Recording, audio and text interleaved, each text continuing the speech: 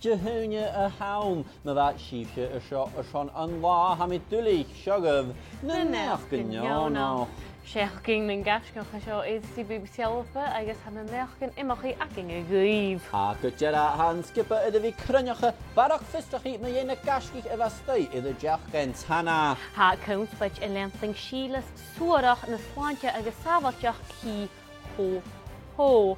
I bharach gyd eniam hatte lúteach a hadiribh i bheal, ha cruideach it aige BBC a gúna sias it san överan sábhailteach. Agus mu dhéidir a mách cacúsin uasach héintadh a drásta do Braim-A-Laim.